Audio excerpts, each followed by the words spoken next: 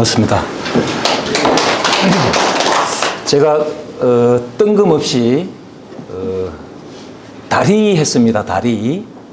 이렇게 했을 때 선생님들께서는 제가 언급한 다리가 구체적으로 뭘 의미하는지 그냥 각자 생각을 하시겠죠. 그죠? 뭐 촉성루 앞에 진주교 다리를 의미할 수도 있고요. 또 사람 다리를 의미할 수도 있고, 또 내가 다리 놓아줄 테니까 한번 만나볼래? 뭐 이런 의미로도 쓰이죠. 아무튼 제가 다리라고 언급했을 때 그 다리의 의미, 그것은 저만 알고 있는 거죠. 여기 계신 어르신들께서는 짐작만 할 뿐입니다. 이러한 상태를 우리 국어사전에서 애매하다라고 합니다. 애매하다. 그리고 제가 또 뜬금없이 여기 계신 분들 중에서 오늘 가장 멋지다고 생각하시는 분 손 한번 들어보십시오 하고 질문을 드렸습니다. 그러면은 모든 분들이 다 손을 들 수도 있고요. 또 한 분도 손을 들지 않을 수도 있죠. 그 이유가 뭡니까? 각자 주관적이기 때문에 그렇죠. 객관적인 기준이 없어서 그렇죠. 그죠? 근데 제가 안경 쓰신 분 중에서 연령 70대 이상 되시는 남성 어르신 분들 중에서 손 한번 들어주십시오 하면은 좁혀지죠. 하여튼 제가 가장 멋진 분 손 한번 들어보십시오 하고 말씀드리면은 그게 모호한 상태가 된다. 국어사전상 의미가 그렇답니다. 왜 제가 이렇게 말씀드리냐 하면은 평상시 저희들이 애매하다, 모호하다 이런 표현을 많이 쓰죠. 그리고 합성어 애매모호하다라는 표현도 씁니다. 그게 바로 이러한 상태를 말하는 거예요. 다리, 가장 멋진 분 이런 표현을 썼을 때 애매모호하다라고 하는데, 일반적인 가벼운 대화에서 애매모호하다 이런 표현을 쓰는 것은 그냥 아무런 사고 없이 넘어갈 수 있죠. 그런데 만약에 말입니다. 만약에 사거리에, 큰 사거리에 차가 많이 다니는 곳에 신호등이 없다고 한번 생각을 해 보십시오. 신호등. 교통혼란이 오고 사고가 발생하고 다치거나 사망하거나 그런 사건들이 많이 발생할 수 있겠죠. 신호등 있을 때하고 없을 때하고 차이는 분명히 나겠죠. 그게 왜 그러느냐? 애매모호한 상태로 교통 상태를 그대로 던져 주었기 때문에 혼란이 야기되고 사고가 발생하는 거죠. 그걸 막기 위해서 어떻게 했습니까? 신호등이라는 객관적인 기준을 하나 정했죠. 그죠? 신호등이라는 것을 탁 세워놓음으로 인해 가지고 혼란이 많이 줄어드는 효과를 가져왔습니다. 그러면은 A라는 분은 신호등을 5가지 색깔을 세우고요. B라는 분은 2가지 색깔만 세우고 C라는 분은 3가지 색깔을 세울 수도 있습니다. 왜? 이렇게 정했거든요. 애매모호한 상태가 되니까 사고가 발생해서 즉 혼란이 야기되니까 우리 객관적인 기준을 하나 마련하자. 여기에는 합의를 했어요. 그런데 그 객관적인 기준이 각 사람마다 다 다른 거예요. A라는 분은 객관적인 기준을 색깔 5개를 세우고 B라는 분은 3색깔을 세우고 2색깔을 세우는 신호등을 막 세우다 보니까 또 나름의 또 혼란이 야기되는 거예요. 그래서 어떻게 약속을 했느냐? 통일된 객관적 기준을 정하자고 이제 합의를 했어요. 약속을 했어요. 그게 바로 도로교통법이라는 기준을 정하고 거기에 따라서 색깔은 이렇게 통일해서 세우자고 합의를 한 거예요. 즉 애매모호한 교통상황과 관련해서 애매모호한 사항을 모든 사람에게 객관적으로 적용되는 통일된 기준을 정한 것이 바로 법입니다. 법. 이게 법이에요. 법이 어려운 게 아니에요. 교통 분야와 관련해서는 통일된 객관적 기준을 정한 것이 도로교통법이고요. 그 도로교통법에 따라서 등장한 게 신호등이에요. 다 따라야 되죠. 어느 누구라도 위배하면 처벌을 받죠. 그 외에 모든 분야에 있어서 통일된 기준을 정해 나가기 시작했습니다. 그러다 보니까 법이 막 늘어났어요. 법률 개수가. 처음에는 헌법, 민법, 상법, 조금 길어지면 도로교통법이었어요. 지금은 어떻습니까? 여기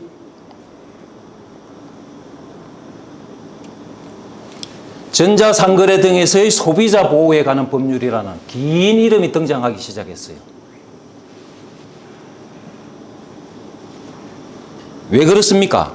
바로 통일된 기준을 만들자 해서 법을 만들었는데 우리나라는 성문법주의를 택해서 그렇습니다. 딱 문장화 해가지고 국회를 통과해서 대통령이 공포를 해야만이 적용이 되는 거예요. 근데 영국 같은 곳은 어떻습니까? 성문법이 아니고 불문법이죠. 즉 우리나라처럼 성문법주의를 택하다 보니까 점점 법 이름이 길어지기 시작하는 거예요. 소비자보호법, 소비자기본법이라고 여러분들 들어보셨을 겁니다. 즉 오프라인 판매에서 물건을 사고 판다 이래 했을 때 소비자를 해치면은 소비자를 보호해 주기 위해서 우리 이렇게 통일된 기준을 만들자 해서 만든 것이 소비자보호법이었고요. 그게 이름이 바뀌었죠. 소비자기본법으로. 그런데 온라인 판매 많이 하시잖아요. 요즘에 연령과 관계없이 온라인 판매 많이 하죠. 그런데 즉 옥션이라는 곳에서 물건을 샀는데 사기를 당했어요. 뭔가 처리를 하려고 하니까 소비자기본법에 나와 있는 것은 직접 대면으로 얼굴을 보면서 물건을 샀기 때문에 처리하기가 쉽고 거기에 따른 법률 관계만 정리가 돼 있었던 거예요. 그런데 막상 온라인 판매로 물건을 샀는데 사기를 당했는데 해결하려고 하니까 적용 기준이 없는 거예요. 그러면 우리 온라인에 적용되는 소비자 보호를 위해서 뭔가 기준을 만들자 한 게 바로 요겁니다. 전자상거래 등에서의 소비자 보호에 관한 법률을 만든 거예요. 그러면은 이런 것도 예측할 수 있겠죠. 먼 장래에 달나라나 화성에 왔다 갔다 할 수 있는 시대가 올 수도 있습니다. 그러면은 화성에 있는 물건을 사고 팔 수도 있는 거죠. 그러면 화성과의 전자상거래 등에서의 소비자 보호에 관한 법률을 해가지고 또 법률 이름 더 길어질 거예요.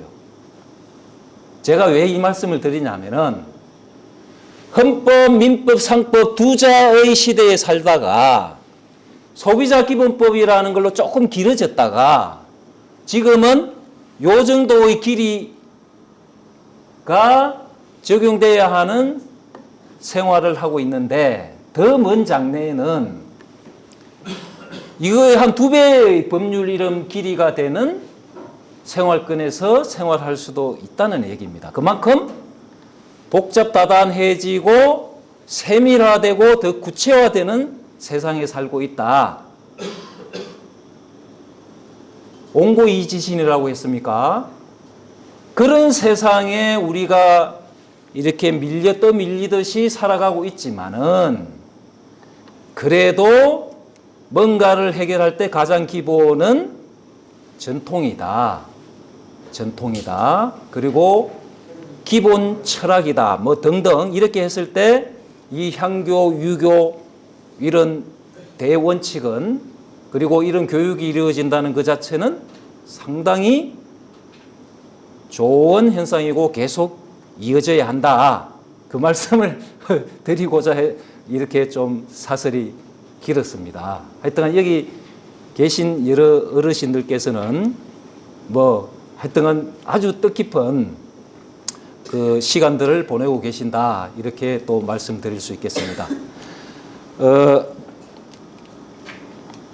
여기서 제가 통일된 기준이라고 했습니다. 그게 이제 구체적으로 이루어진 게 이런 것도 있어요.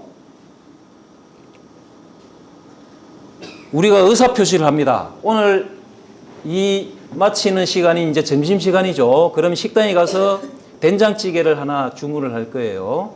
그러면은 사장님 요 된장찌개 하나 주세요 하고 이야기를 합니다. 그러면 예 알았습니다 하고 된장찌개 나오고 나올 때 많은 계산을 하죠. 부지불식 간에 어떤 관계가 이루어지냐 하면은 계약이 성립된 겁니다. 된장찌개로 청약이 이루어지고 주세요. 그리고 네 나갑니다 하고 음식이 나왔습니다. 성락이 이루어졌어요. 그 대가로 10,000원을 지불한 거예요. 즉 계약이 성립됐다는 얘기는 청약이 있었다는 얘기죠. 청약이라는 것은 주세요 하고 요구를 하는 겁니다. 주세요 하고 요구를 하는 거예요. 그러려면 의사표시를 한다고 법률적으로 설명을 하는 거거든요. 요 의사표시라고 그래요. 그럼 의사표시는 언제 효력이 발생하느냐 하는 겁니다. 언제 효력이 발생하느냐. 예전에는 요즘과 같은 휴대폰이 없었을 때에는 어떻게 했습니까? 의사표시의 전달을 직접 안 하면은 우편으로만 했죠. 우편으로만 했습니다. 그러면 이런 경우가 있을 수 있죠. 진주에 같이 살던 이웃지간이었는데 돈을 1억 원을 빌려줬어요.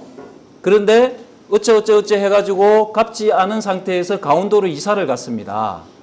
그래서 가까운 관계라서 기다리고 이렇게 해줬더니 10년이 지나도록 돈을 갚지 않는 거예요.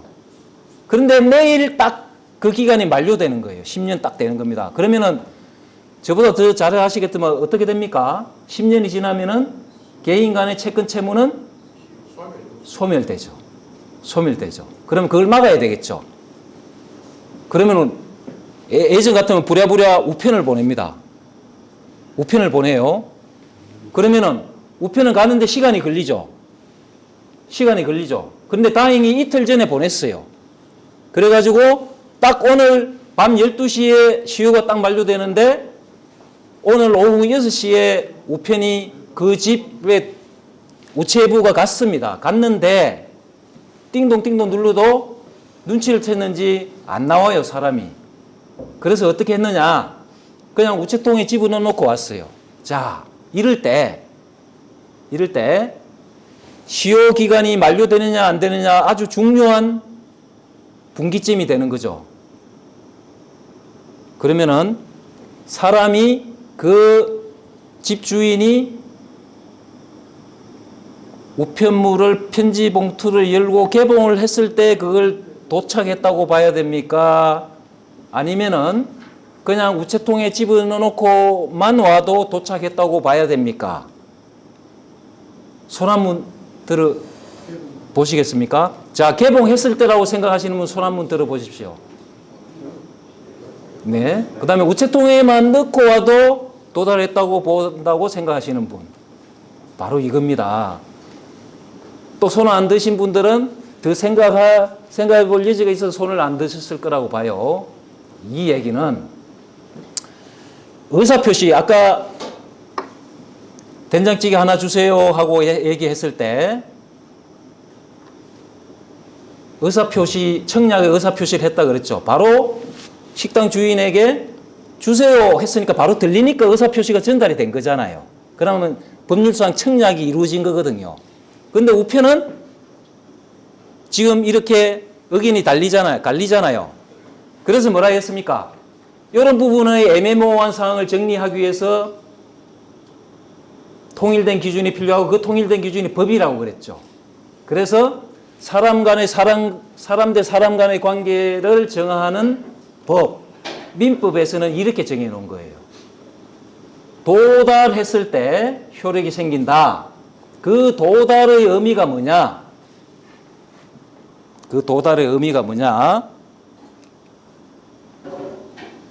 요겁니다. 상대방의 지배권 내에 들어가서 사회관념상 일반적으로 요지할 수 있는 상태가 생겼다고 인정되면은 도달했다고 보는 거예요. 우체통에만 딱 넣고 오면은 도달했다고 보는 거예요. 그러면은 시효 만료되는 것을 중단시키고 다시 10년간이 카운터가 되는 겁니다. 열어보든 안 열어보든요. 그거는 예전에 우편만이 통하던 시절이었고, 요즘에는 그러면 또 어떻게 하느냐. 요즘에는 문자로도 보낼 수 있고 메일로도 보낼 수 있죠. 그죠? 메일로서 보냈을 때는 또 도달의 시기를 어떻게 보느냐. 바로 기준은 똑같습니다. 지배권 내에 들어가면 되는 겁니다. 편지봉투 개봉을 안 해도 우체통에만 넣으면은 도달했다고 본다 그랬죠. 그 기준을 민법에서 정했습니다. 그러면은 메일로 보냈을 때도 그러면 어떻게 할 거냐? 전자문서 및 전자거래 기본법이라고 또 법률을 하나 만들었어요. 그 법률에서는 이메일을 예정을 해가지고 예를 들어서 이메일을 보내면은 딱 찍힌 시간이 정확하게 분초까지 나오죠. 그 분초 찍힌 딱 시간이 바로 도달한 거예요. 돈 갚아라. 언제까지? 이래 해가지고 딱 보냈는데 오늘 밤 12시에 만료될 걸 11시 59분 59초에 딱 도착했다.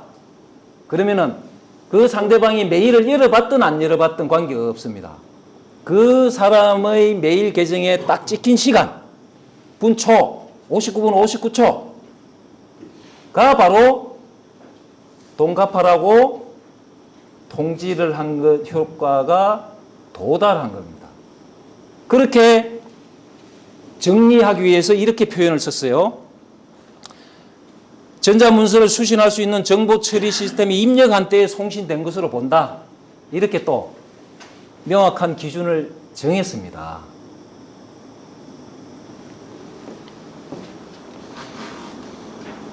그리고 요거는 시간상 일단 남으면 나중에 말씀드릴 거고요. 제가 왜 이렇게 쭉 말씀드리냐 하면은 법의 기준은 법이란 이런 거다.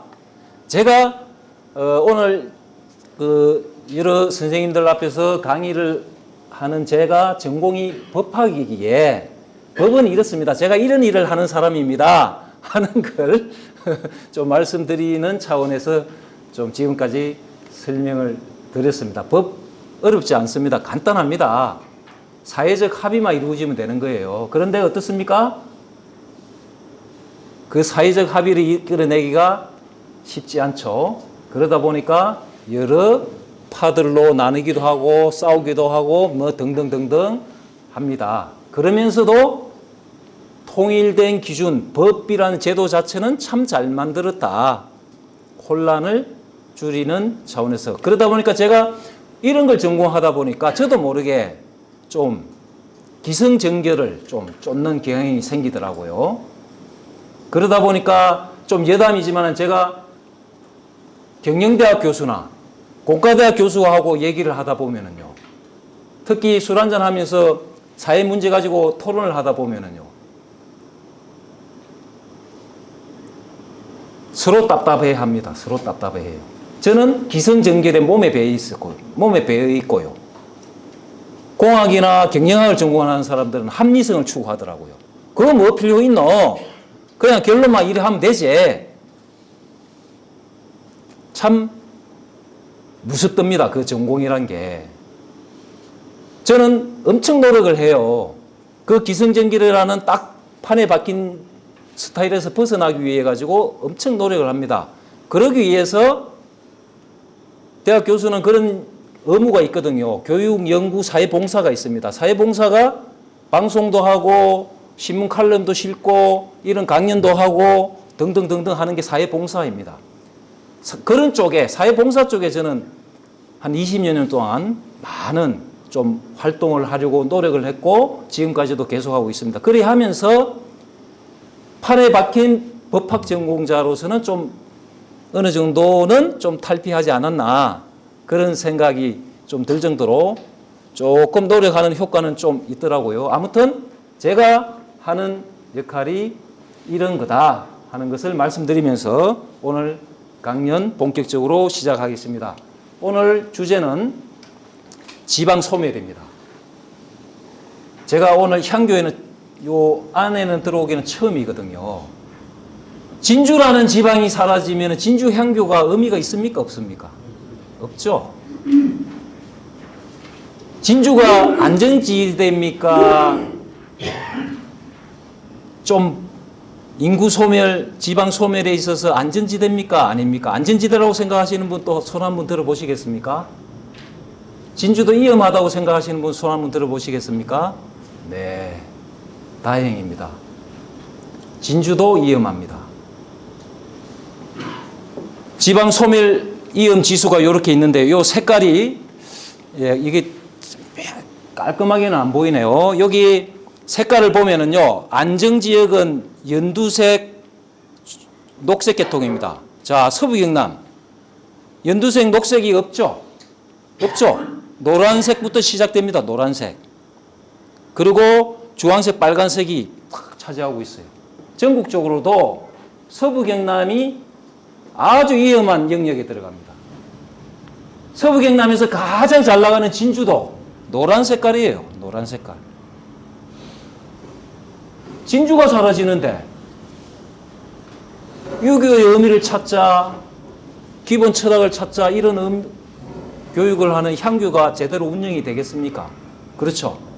그러면 지방 소멸을 막을 수 있느냐? 저는 결론을 막을 수는 없습니다. 뭐만 할 수 있다? 소멸 속도를 줄일 수만 있습니다. 줄일 수만 있어요. 그럼 줄이기 위해서는 우리가 어떻게 해야 되느냐? 그런 부분에 포커스를 맞춰서 제가 좀 말씀드리고자 합니다. 자, 공식적으로 진주는 선제 대응 지역이라고 분류가 되어 있습니다. 선제 대응 지역, 선제 대응 지역. 안전 지역이 아닙니다. 선제 대응 지역입니다. 전국적인 색깔에서 서부 경남 보십시오.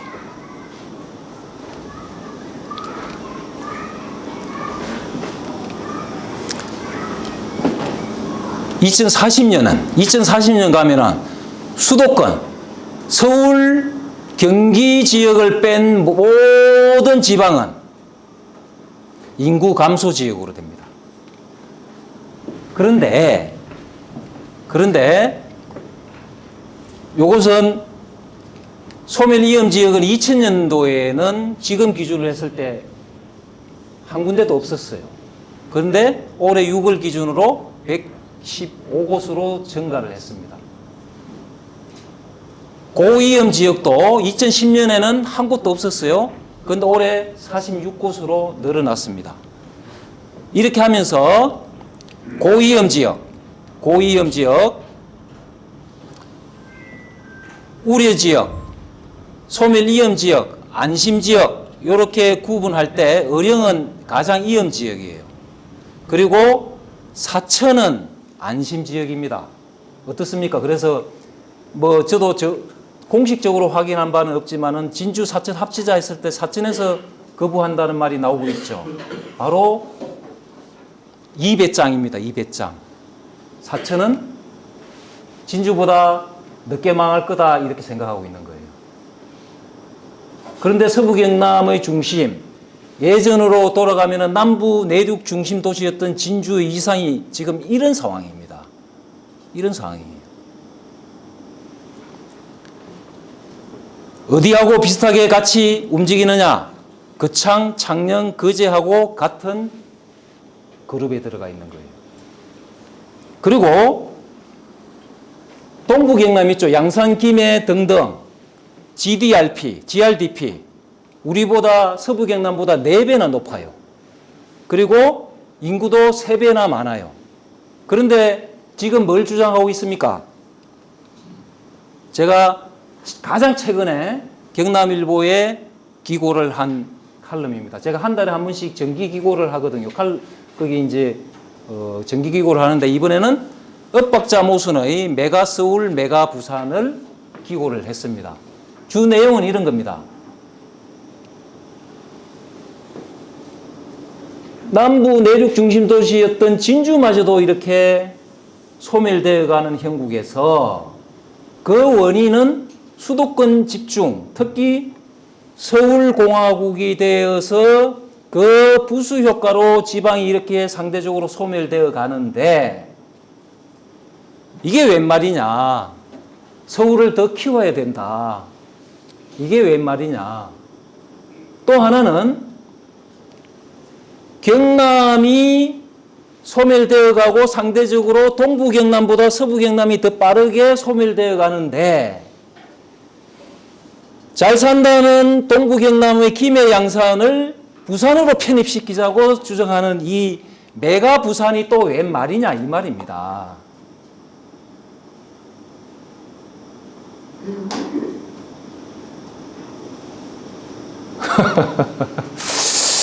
그래서 제가 쭉 또 한번 정리를 해가지고 기고를 했었습니다. 주요지는 이런 겁니다. 메가서울은요, 메가서울은 서울의 행정구역을 더 넓히자는 거죠.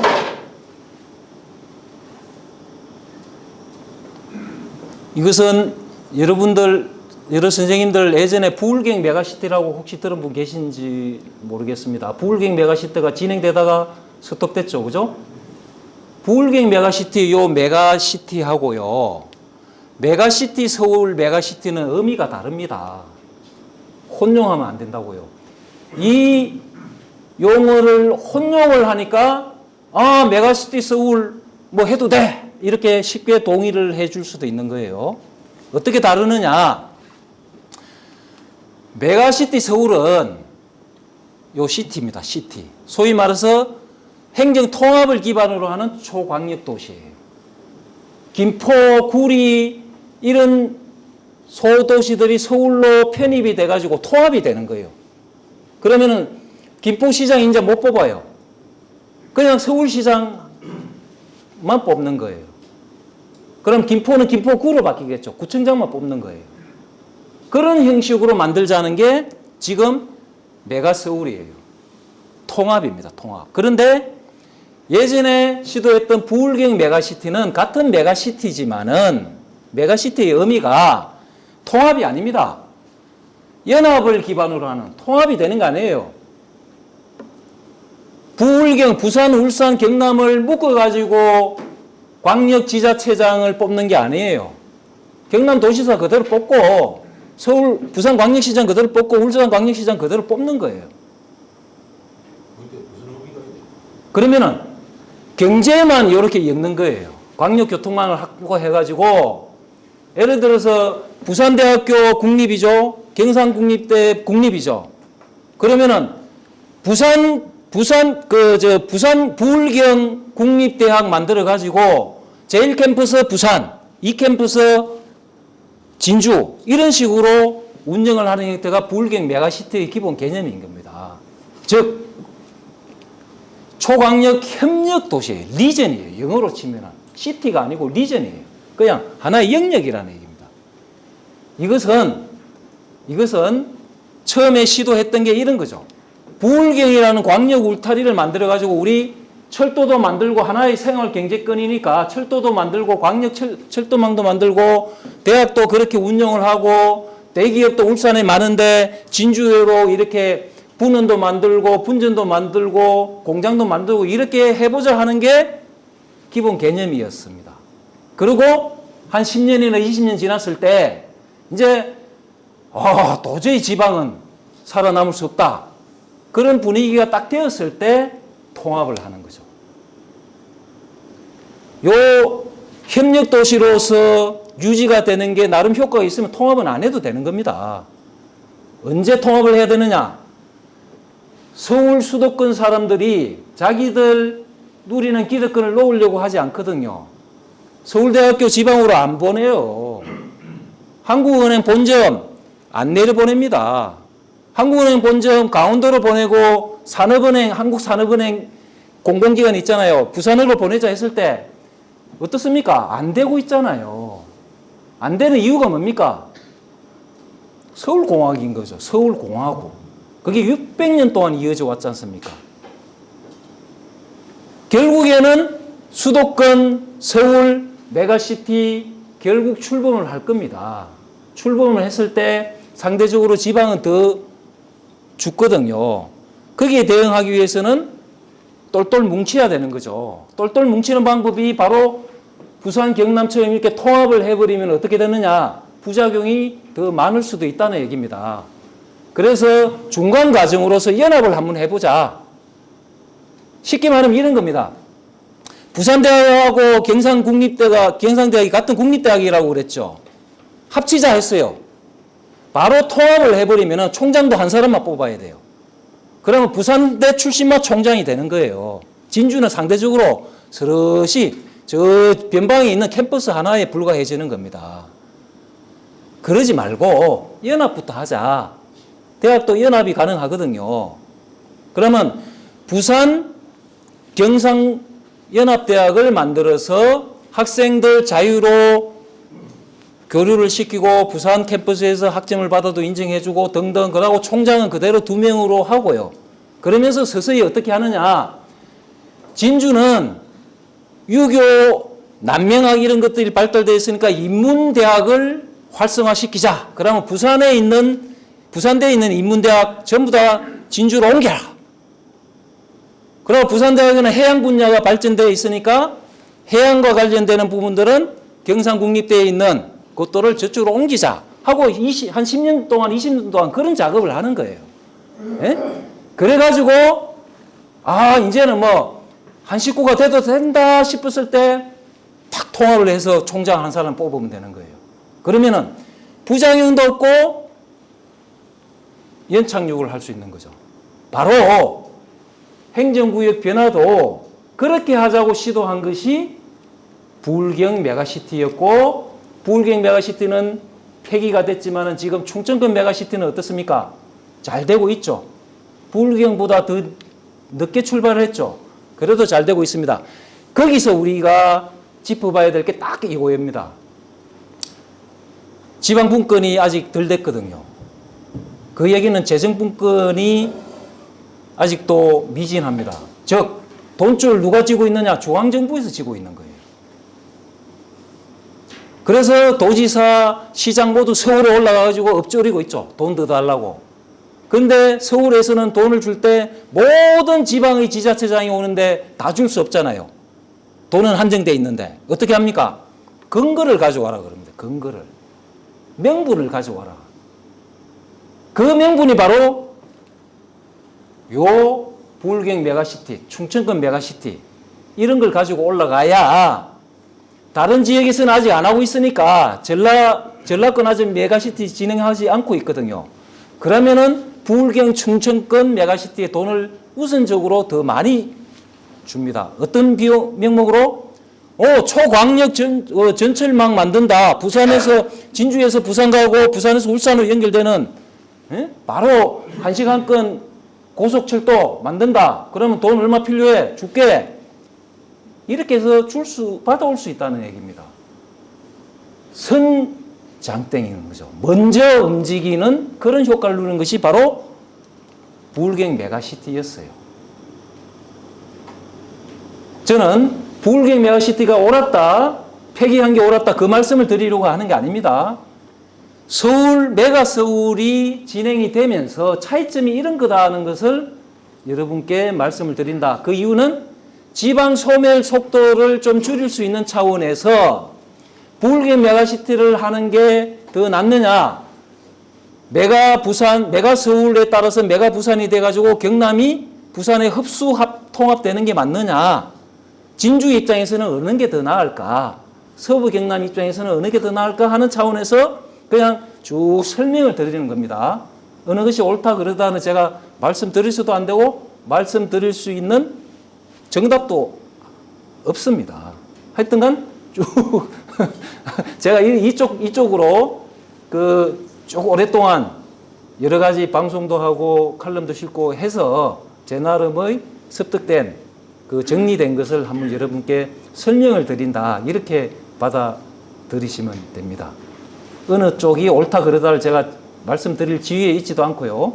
그런 그만한 그것도 아닙니다. 절대 오해는 없으시기 바랍니다. 하여튼간 메가시티 서울하고 부울경 메가시티는 전혀 다른 개념이다. 이렇게 이해하시면 되겠습니다. 지방 소멸 속도를 줄이는 데 있어서 진주에 필요한 게 뭐냐? 자, 여기에서 이런 용어가 있습니다. 메가서울은 생활 전략입니다. 김포가 서울하고 똑같은 권력이 있는데 왜 행정적으로 달리 적용돼야 되느냐? 그럼 좀 생활을 좀 편하게 하자 해서 생활 전략입니다. 메가시티는 뭡니까? 생존 전략입니다. 지방이 사라지니까 살아남기 위해서 하고자 하는 정책입니다. 그러니까 생존과 생활은 다르죠. 제 장인 어르신도 경상대에서 퇴직을 하셨거든요. 걸핏하면 하시는 말씀이 그거예요. 조금 불편함이 생기면 자네는 지금 생활을 얘기하고 있지만 나는 생존이다. 왜? 급여가 이제 연금을 받으시지만 저보다는 적게 받으시잖아요. 생활과 생존의 차이는 그런 거다. 만약에 연금이 없으면 생존을 어떻게 할 거냐? 다르죠. 전혀 다르지 않습니까? 그래서 메가서울은 생활 전략이고 부울경 메가시티는 생존 전략입니다. 정책입니다. 그런 차이점이 있다. 거창하게 얘기하면 이런 겁니다. 국가 균형 발전, 지역 균형 발전. 참 말은 좋죠.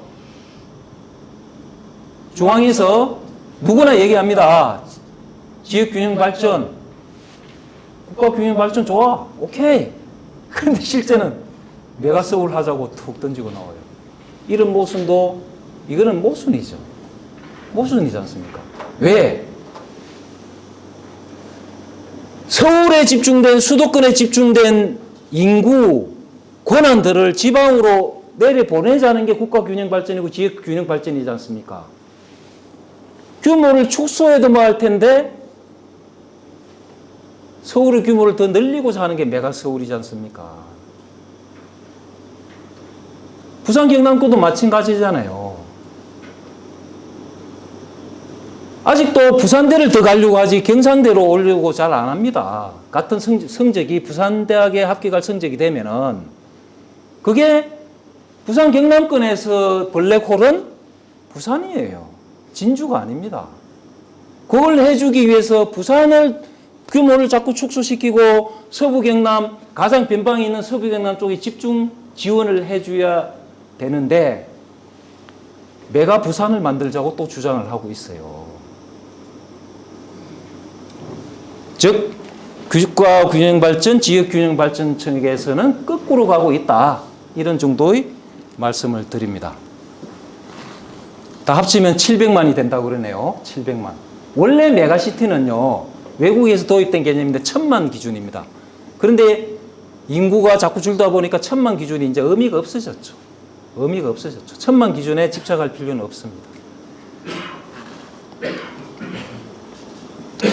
그래서 수도권 집중 현상을 해소해야만이 지방 소멸 속도를 줄일 수 있다. 이것은 막 명리학 관항합니다. 이거는 어떤 이론가가 등장을 해도 어떤 정치가도 이 부분에 대해서 부정할 사람은 없습니다. 왜? 제로섬 게임이 있기 때문에 그렇습니다. 제로섬 게임입니다. 한정된 인구, 한정된 재정 가지고 나눠 붙이기 해야 되기 때문에 그렇습니다. 그리고 부울경 메가시티 할 때 이렇게 됐었어요. 처음에는 동남권 메가시티였어요. 김해, 양산, 부산이 중심이 되고 울산이 중심이 되는 거지. 서부 경남은 너거는 그냥 이런 정도였습니다. 그래서 명칭을 그때 부울경으로 바꾼 거예요. 동남권이었어요. 처음에는 메가시티. 그러면서 3대 도시만 거점 도시로 들어갔었습니다. 창원, 김해, 양산만 들어갔었어요. 경남에서는. 그런데 진주를 억지로 집어넣어가지고 진행을 했었습니다. 물론 지금은 부울경 메가시티 자체가 폐기가 됐죠.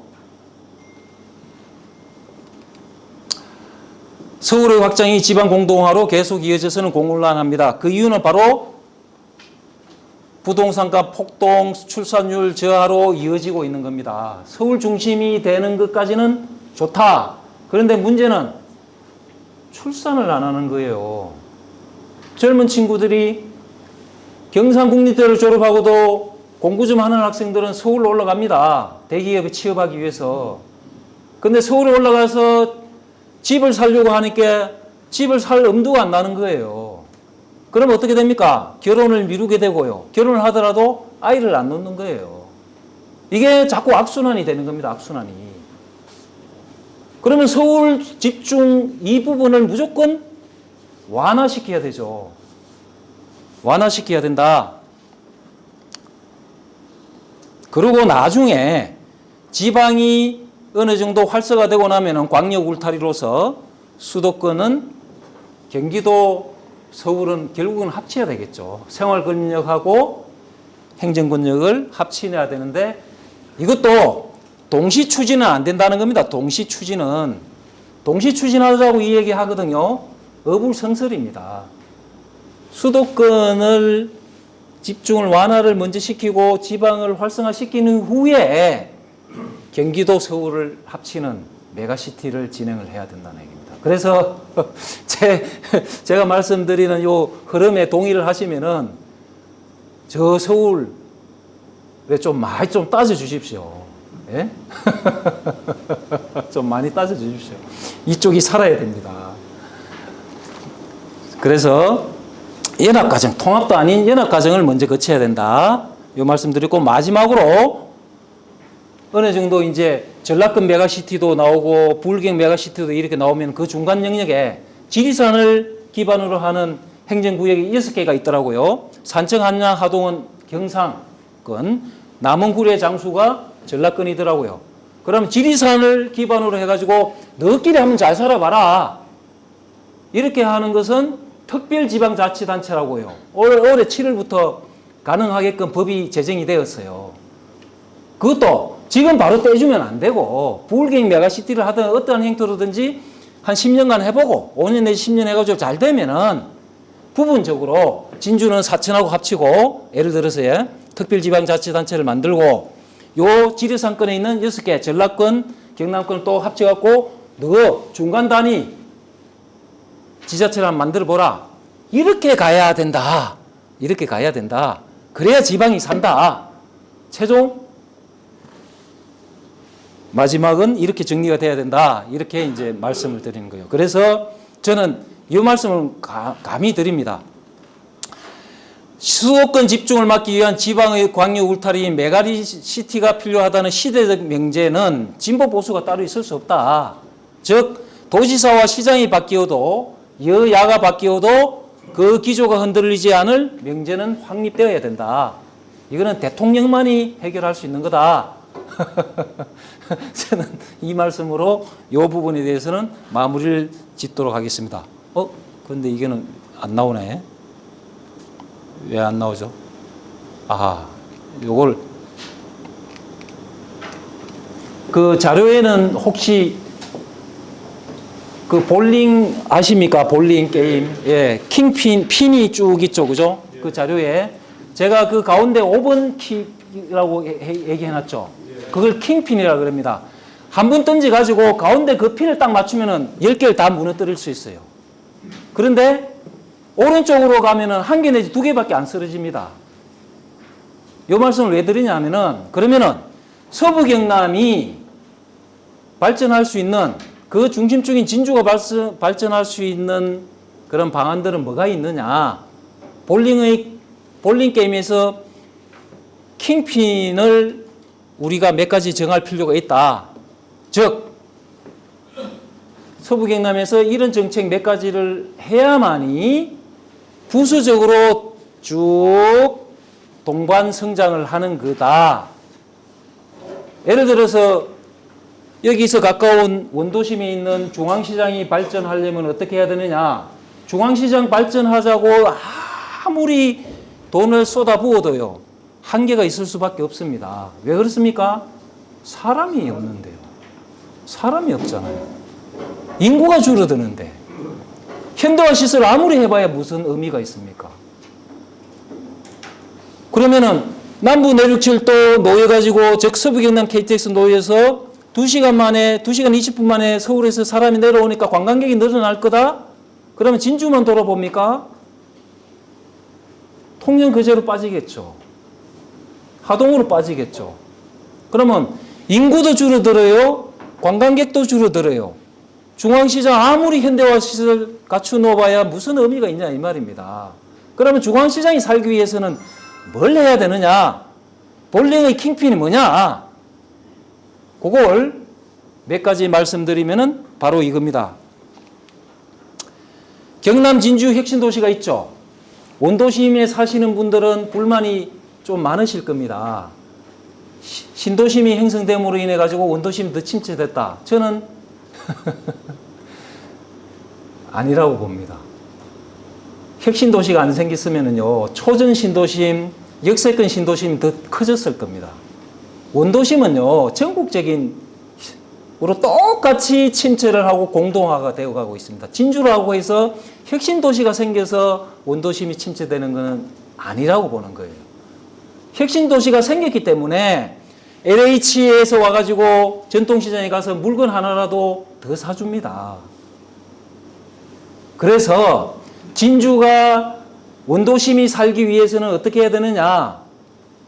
즉 전통시장이 살기 위해서는 어떻게 해야 되느냐? 단적으로 경남 진주 혁신도시 2차 공공기관 이전할 때 더도 말고 덜도 말고 딱 11개 더 오면 좋겠습니다. 지금 11개거든요. 11개만 더 오면 좋겠어요. 그런데 지금 어떻게 되고 있습니까? 창원 양산 김해에서 막 빼나가겠다고 난리예요. 11개가 경남에 배정되지 않습니까? 그러면은 창원 3개 가고 김해 3개 가고 양산 2개 가고 진주는 3개 가라 이렇게 될 확률이 높은 거예요 지금. 그러면은 서부 경남, 침체되어 있는 서부 경남 그 중심인 진주에서는 어떻게 해야 됩니까? 무슨 소리 하느냐? 지금 경남 진주 혁신도시 어중제비다. 호랑이 그림을 그리려고 했는데 고양이 그림 수준밖에 안 되겠다. 완성시켜야 된다. 완성시키기 위해서는 11개 가지고는 부족하다. 규모의 경제라고 그러거든요. 22개는 돼야 된다. 이거부터 완성시켜 놓고 3차 이전할 때 너 가져가라 이렇게 주장을 해야 되는 거예요. 그런데 경남도지사는 어떻게 했습니까? 언론에 보도된 거예요. 서부 경남의 혁신도시를 1차로 줬으니 동부 경남에 지금 주자고 공개적으로 언급을 하고 있지 않습니까? 그러면은 중앙시장이 살아날 확률은 점점 더 줄어든다. 중앙시장에 돈을 막 쏟아부어서 살려야 되는 것이 아니고 공공기관 집중 이전에 중앙시장 상인분들이 상경투쟁을 하고 경남도청 앞에 가서 시위를 하고 해서 가져오도록 해야만이 중앙시장이 살아난다. 그게 바로 볼링의 킹핀 논리이다. 이 말씀을 드리는 거예요. 그리고 사천은 우주항공청, 사천의 일이 아니죠. 그래서 제가 진주 사천은 장기적으로 합칠 수밖에 없는 관계이기 때문에 협업을 해야 된다고 애초부터 이야기했어요. 뒤늦게 이제 같이 손 들고 뭐 손 맞잡고 이렇게 하던데 초창기에는 사천에서 진주에서 끼는 것이 별로 달가워하지 않았어요. 그 이유가 뭔지 압니까? 사천 자기들만 가지고 싶은 거예요. 우주항공청을. 그런데 서울 입장에서 봤을 때는 사천 저 시골에만 해가지고 뭘 믿고, 그러니까 대전이 저렇게 날뛰는 거예요. 날뛴다는 표현 써서 죄송합니다. 대전이 저렇게 주장을 강하게 하는 거예요. 진주 사천이 애초부터 협업 선언을 하고 우주항공청 주의소, 경남 진주 혁신도시에 관련 공공기관도 있습니다. 2차 공공기관 이전할 때 우주항공청 관련된 공공기관 진주로 다 보내주세요. 그러면은 대전보다 훨씬 더 잘할 수 있습니다 하고 1년 전부터 선언을 했으면은 좀 달랐을 거예요. 제 개인적인 기준으로. 이것 또한 원도심 전통시장이 살 수 있는 킹핀이라는 이거죠. 우주항공청이 들어와야 진주에 있는 중앙시장이 더 살아난다 이 말입니다. 왜 그렇죠? 공공기관 우주항공청 직원들이 사회공헌사업으로 전통시장을 찾아가서 의무적으로 사주는 분량이 있기 때문에 그렇습니다. 그리고 서부경남 KTX 남부내륙철도라 그러죠. 빨리 깔아야죠. 깔려야죠. 지금 뭐 어떻습니까? 뭐 길게는 5년, 2년 정도는 늦어진다는 말이 나오고 있죠. 참으로 안타까운 일이죠. 참으로 안타까운 일입니다. 빨리 깔려야 됩니다. 그래가지고 관광객이 서울서 2시간 20분 관광객이 와가지고 통영수산 그제 가서 자도 좋다 이겁니다. 일단 진주에 내려서 전통시장 진주성 한번 진주성 들렸다가 그 비빔밥집 들렸다가 천왕식당 들렸다가 전통시장 가서 실컷 옷 하나 사가지고 가는 그런 구조가 빨리 실현이 돼야 된다 이거죠. 그래야만이 전통시장이 살아난다, 원도심이 살아난다, 그리고 진주가 살아난다. 진주가 살아나야 그 주변에 있는 산청 함량도 따라서 살아난다. 이게 바로 볼링의 킹핀이다. 그 다음에 1도 1국립대입니다. 요것만 하고 쉬겠습니다. 창원대하고 경상국립대하고 지금 창원대에서 통합을 거절하고 있거든요. 왜? 경남도청에 있는 자기들이 경상국립대가 비록 거점대학이지만은 너거 뭐 웃기지 마라. 우리가 더 저력이 있다 하고 버티는 거예요. 경남도청을 믿고. 그렇죠? 그러면은 누군가가 주도를 해가지고 빨리 통합을 시켜야 됩니다. 지금 창원대하고 경상국립대하고 경쟁하고 있을 때가 아니잖아요. 빨리 합쳐서 부산대를 이기고 부산대하고 또 통합을 해가지고 서울대하고 연고대하고 비슷한 수준으로 빨리 끌어올려야 되는 겁니다. 그래야 이 지역이 살아난다는 거예요. 그래서 서부 경남을 살리기 위해서 진주가 살리기 위해서 더 좁게는 원도심이 살고 전통시장이 살기 위해서는 이 볼링의 킹핀 네 가지에 집중을 해야 된다. 더 단적으로 말씀드리면은 진주 중앙시장, 농계시장 상인분들이 이 운동을 펼쳐야 된다는 거예요. 이 운동을 펼쳐야 된다. 좀 쉬겠습니다. 네. 네, 계속 말씀드리겠습니다. 하여튼간 양해 말씀드리는 것은 정답은 없습니다. 제가 생각하는 또 이런 말씀을 드린다고 해서 뭐 어느 쪽이 옳다 그러다 그런 또 기준 뭐 그것도 아니고요. 하여튼간 이렇다 한번 풀어본다 이렇게 받아들이시면 될 것 같습니다. 그리고 제가 법학을 전공했지만은 지금도 그 경영대학 소속이거든요. 저는 그러다 보니까 이런 주제들하고 또 많이 접할 기회가 있었고요. 그래서 오히려 법학이라는 것에 딱 법학과에 소속 안 됨으로 인해 가지고 사회공헌 활동을 하는 그 반경이 더 넓어진 것 같습니다. 아무튼 이 분위기가 만만치 않습니다. 김해, 양산, 창원 만만치 않거든요. 만만찮아요. 창원대 만만치 않습니다. 그리고 뭐 어찌됐든 간에 고속철도 이것도 만만찮아요. 사천우주항공청 내년으로 넘어갈 확률이 높죠. 그죠? 높죠.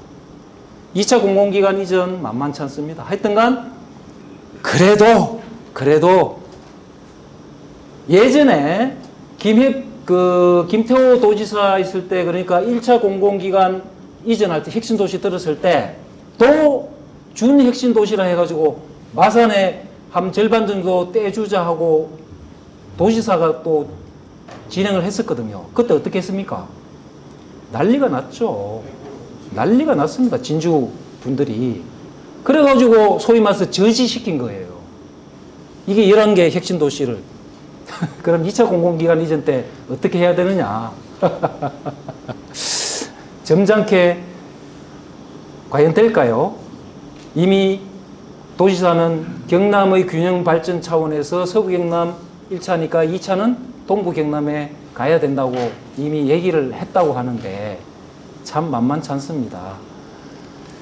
자, 그러면은 혁신도시 파트부터 구체적으로 보면서 넘어가겠습니다. 자, 혁신도시 아까 파트에 나왔던 거 4개 파트에 대해서 이제 더 구체적으로 한 말씀씩 드리도록 하겠습니다.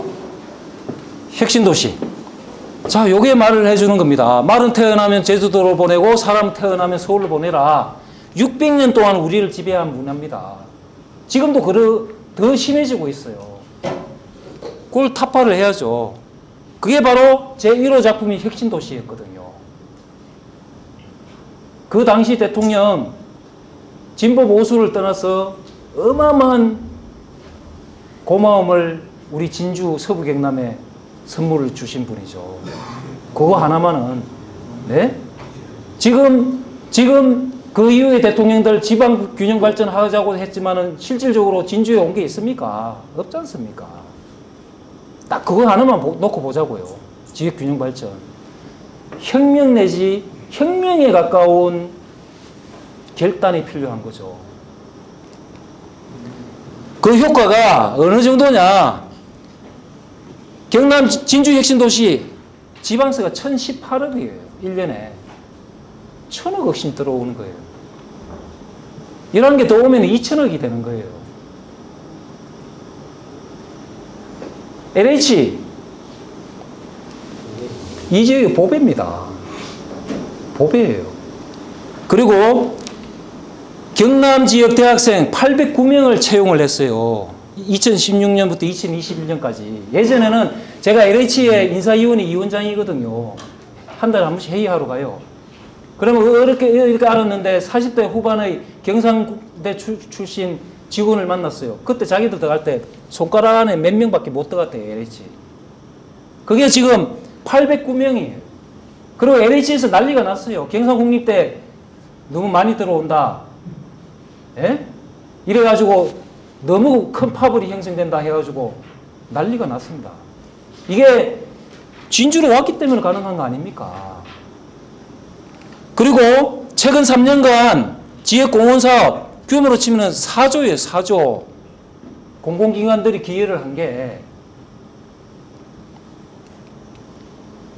그럼에도 불구하고 아직은 고양이 그림 수준입니다. 그 대통령은 호랑이 그림을 그리려고 했거든요. 고양이 그림이에요. 그 이유가 요거에 있습니다. 혁신도시 계획인구 대비 87.3% 달성을 했어요. 그런데 88.5%, 11.5%만 외부에서 온 거예요. 구도심에서 다 이동한 거예요. 이 11.5%를 2차 공공기관 이전 11개 더 해가지고 30%로 올리면은 전통시장에 손님이 더 늘겠죠. 식당이 더 많이 가겠죠. 혁신도시 지금 공실 차겠죠. 그리고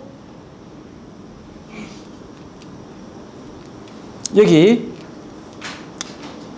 가정 동반 이주율로 35%밖에 안 됩니다. 그리고 동부 경남 지금 산하의원 클러스터 지금 한일병원 그 앞쪽으로 텅텅 비어 있는 데 있죠. 산하의원 클러스터라고 딱 지정된 곳이에요. 당초에 분양 차익을 노려가지고 부동산 투자한 분들이 많대요. 그분들이 안 짓고 있고 못 짓고 있어요. 팔려고 해도 제대로 된 가격을 못 받는 거예요. 그러니까 그냥 섞이고 있는 거예요. 그게 60%밖에 안 들어선 거예요. 그거 다 채워야 돼요. 그 자리에 2차 공공기관 이전 시키자는 얘기예요. 기존 지주들하고 협의를 해가지고 대토 이런 개념을 동원해서 그러면은 혁신도시 꽉 차는 거예요. 꽉 차면은 공실들 다 분양 다 됩니다. 그래서 2차 공공기관 집중 이전 줄기차게 얘기해야 된다는 거예요. 그리고 입주 기업 수 509개예요. 많다고 하는데 당초 목표는 1000개를 정했어요. 그래서 이런 수치들을 봤을 때 혁신도시가 완성됐다고 혁신도시는 너는 선물을 받았지 않느냐 하고 정부에서 얘기를 한대요. 동부 경남에서 그렇게 얘기를 한대요. 그런데 이런 수치들을 봤을 때는 아직은 고양이 수준이에요. 고양이 그림 수준이에요. 호랑이 그림이 아직 안 됐다는 거예요. 그래서 진주는 좀 낫답니다. 원주같이요. 먼 거리에 있는 혁신도시들이 대부분이거든요. 바로 인접해 있는 혁신도시는 2군데가 3군데가 밖에 안 돼요. 그나마 나은 거예요. 엉망입니다. 원주 이런 데는. 그럼 2차 공공기관 이전 진주만 해달라는 게 아니죠. 전국 10개 혁신도시에 공동으로 먼저 집중 이전을 해서 완성을 시키자. 호랑이 그림을 먼저 완성시켜 달라는 겁니다. 분산 배치, 동부 경남에 분산 배치를 하면 고양이 그림 2-3개가 되는 거예요. 호랑이 그림이 안 돼요. 저 어중제비밖에 안 된다는 얘기입니다. 그래서 진주부터 집중 이전 시켜라 하고 줄기차게 주장을 해야 된다. 자, LH 공사 어떠고 하고 지금 막 많은 상처를 입고 있죠. 저는 들어가면 그렇게 얘기합니다. 회의 들어가면은. 이 지역의 보배다. 걸핏하면 장관이 LH 해체해야겠다. 뭐, 누구는 국회의원이 해체하겠다. 이런 얘기를 하죠. 물론 잘못한 거는 있죠. 이 지역에서는 해체라는 말 나오는 것 자체를 막아줘야 되는 겁니다. 자꾸 인원을 더 늘려서 감리도 인원이 적어서 제대로 못한 거니까 인원을 더 늘려라. 그 얘기는 지역 인재 할당률이 지금 30%지만 50%로 늘려라. 경상국립대 출신을 더 많이 뽑아라. 그래가지고 감리 투입을 해라. 오히려 그렇게 역으로 가야 된다는 얘기죠. 역으로. 이 지역의 보배입니다. LH는 무조건 고맙다고 저는 들어가면 얘기합니다. 그리고 요거 아직 착공도 안 하고 있죠. 복합문화도서관, 혁신도시에. 수용, 모든 시설이 다 들어가는 거. 언제 될지 모릅니다, 아직. LH가 지금 저렇게, LH가 주도적으로 관여를 하는 거거든요. LH가 저렇게 힘드니까. 자꾸 늦어지고 있는 거예요. 서부 경남 KTX 늦어지듯이. 즉, 원도심에 혁신도시가 이런 문화 인프라, 교육 인프라가 갖춰줘야 아까 공공기관 가족 동반 이주율이 35%밖에 안 된다 그랬죠.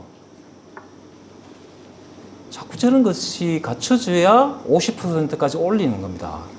야, 얘들아, 진주로 내려와. 여보, 진주로 내려와. 문화시설, 병원시설, 교육시설 좋아. 그리고 경상국립대만 나와도 LH에 내 후배 직원으로 들어올 수 있어. 이런 확신이 서면은 왜 안 내려오겠습니까? 내려오죠. 이런 것들이 자꾸 이루어져야 된다는 얘기죠. 미뤄지면 안 된다는 얘기입니다. 이거 생긴다고 원도심이 더 침체된다? 공공기관 지금 가족들이 더 내려와야, 한 사람이라도 더 와야 원도심 전통시장에 와서 물건 하나라도 더 사준다 이 말입니다. 이 코펜하겐입니다. 덴마크 코펜하겐을 혁신도시 롤모델로 삼았거든요. 강변. 자, 진주 난강도 환경 문제를 해결하면서 이런 배가 띄워져야 되죠. 환경 문제를 해결하면서. 그리고 뚝방길, 하만 뚝방길입니다. 혁신도시 뚝방길 횡해요. 꽃천지를 만들어줘야 되죠. 간단합니다. 그러면은 공공기관 그 가족들이 한 사람이라도 더 내려온다 이겁니다. 그리고 코펜하겐은 거리예요. 애가 있어야죠. 공공기관 부부가 서울에서 내려와가지고 애를 낳아서 이렇게 유모차 몰고 다니는 거리 곳곳에 뛰어야 진주가 살고 원도심이 살고 서부 경남이 산다는 얘기입니다. 자전거 도시가 돼야 되죠. 자전거 도시가 잘 해놨죠. 그런데 출퇴근하는 사람 봤습니까? 얼마 안 됩니다. 혁신도시에 출퇴근하는 사람 거의 없어요.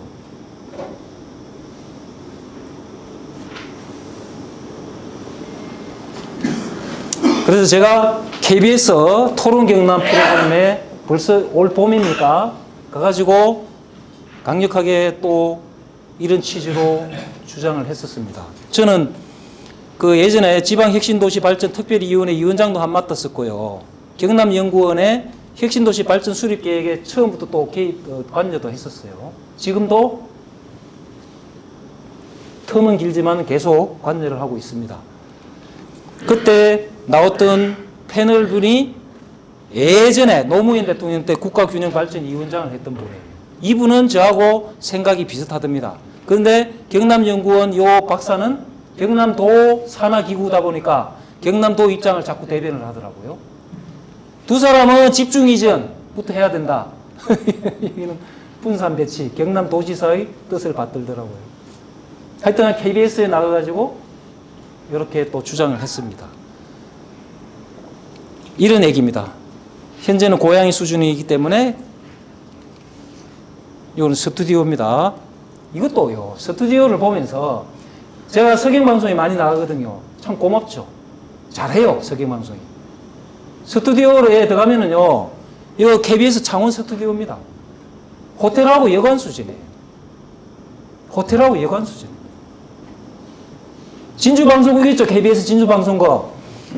스튜디오에 두 사람밖에 못 들어가요. 토론을 할 수가 없어요. 그러면 토론하기 위해서 제가 창원에 가서 하고 옵니다. 국회의원 선거할 때 토론도 KBS에서 하는 거는 창원에서 해야 돼요. 아니면은 외부에서 해야 되고요. 외부 지역에서. 이게 웬 말입니까? 도청 소재지였는데 바로 이런 걸로 봐서도 동부 경남, 서부 경남, 중앙 그 차별이 심하다는 얘기예요. 여기서 하면은요, 뭐 하는 것 같습니다. 자, 그리고 의중제비 핵심도시는 곤란하다. 제가 칼럼을 썼던 거고요. 일단 넘어갑니다. 아까 그 취지는 말씀드렸죠. 분산 배치는 공멸입니다. 의중제비가 되는 거예요. 지방도 어중간하게 활성화되는 거예요. 그리고 규모의 경제, 이게 가장 키포인트입니다. 규모의 경제. 11개는 부족해요. 22개 정도 돼야 된다는 겁니다. 그래야 빈 곳도 채워지고요.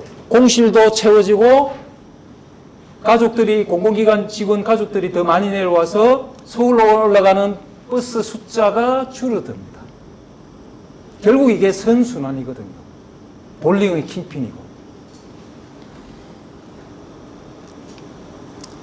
예전의 LH 지키기처럼 그다음에 준 핵심도시 저지하는 것처럼 더 절실하게 접근해야 됩니다. 점잖게 해서는 안 된다. 안 된다.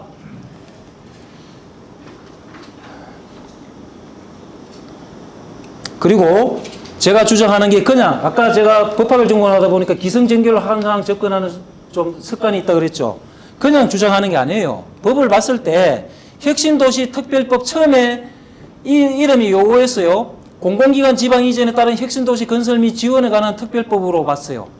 즉 공공기관 지방 이전에 포커스를 맞춘 게 핵심도시예요. 그런데 어느 정도 됐어서 그 뒤에 나온 것이 2018년도에 3월에 이 법 이름이 바뀌었어요. 어떻게? 핵심도시 조성 및 발전에 관한 특별법으로 바뀌었어요. 조성만 해놨더니 안 되더라. 발전을 위해서 정부에서 어떤 역할을 해줘야 되느냐 하기 위해서 2018년도에 법 이름을 바꿨습니다. 즉 목적을 하나 더 추가했어요. 발전에 관한 사항까지 포괄하도록. 그래서 명실상부한 지역발전 거점으로 핵심도시가 돼야 된다. 진주만 사는 것이 아니다. 서부 경남 전체가 살도록 해야 된다. 그리고 더불어 서부 경남이 잘 살게 되면 경남 전체의 사는 수준이 높아지게 되는 거 아니냐. 그런 차원에서는 이 법 개정이 아주 시적절했다. 그리고 또 하나 더 있습니다. 핵심도시 발전지원센터 설치 및 운영에 관한 규정이 또 만들어졌어요. 그런데 진주에 요 발전지원센터는 기구입니다. 기구. 컨트롤타워예요. 컨트롤타워입니다. 기구예요. 그런데 아직 설립이 안 됐어요. 그 기구가 하는 일이 이겁니다. 핵심 도시를 지역 성장 거점으로 육성하기 위한 지원을 하기 위한 것이라고 국토교통부에서 딱 기준을 정해줬어요. 그런데 경남도 지사가 아직 이걸 안 지켜주고 있어요. 어떤 의미에서 저는 요거는 순수하게 제 개인적인 추측입니다. 이 기구를 만들면은요, 2차 공공기관 집중 이전은 진주로 할 수밖에 없어요. 그래서 안 만드는 것 같아요. 경남도에서 뜻이 없으니까 진주시에서 자체적으로도 안 만들고 있는 것 같아요. 경남도 눈치 본다고. 경남도의 협조를 많이 받아야 되잖아요. 기초지자체들은. 이게 만들어져야 됩니다. 제가 핵심도시 2차 이전을 위한 가장 법적으로 해야 할 일, 진주시가 해야 할 일, 경남도가 해야 할 일, 컨트롤타워 기구, 핵심도시 발전지원센터라는 기구를 만들어야 돼요. 그러면은 동부 경남으로 이렇게 분산 배치를 할 수가 없어요. 왜? 기존의 핵심도시를 지역 성장 거점으로 완성을 시켜야 되니까. 제가 3년 전부터 방송에 나오고 신문으로 얘기하고 개인적으로 얘기해도 자, 두 번째, 핵심도시가 발전해야 원도심이 발전한다. 낙수 효과라 그러죠. 낙수 효과입니다. 이런 개념입니다. 상생, 낙수, 부수 효과라고도 하죠. 요건 아까 말씀드렸습니다. 핵심도시가 생겨서 원도심이 더 침체되는 것은 아니다. 그 다음에 우주항공청 들어와야 됩니다.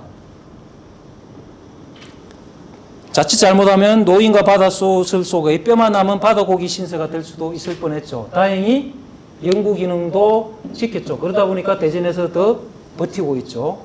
아무튼 우주항공청이 사천으로 와야 우주항공 관련되는 공공기관 내년에 이전 결정할 때 적어도 우주항공 관련 공공기관만이라도 진주 혁신도시로 오게 할 수 있다.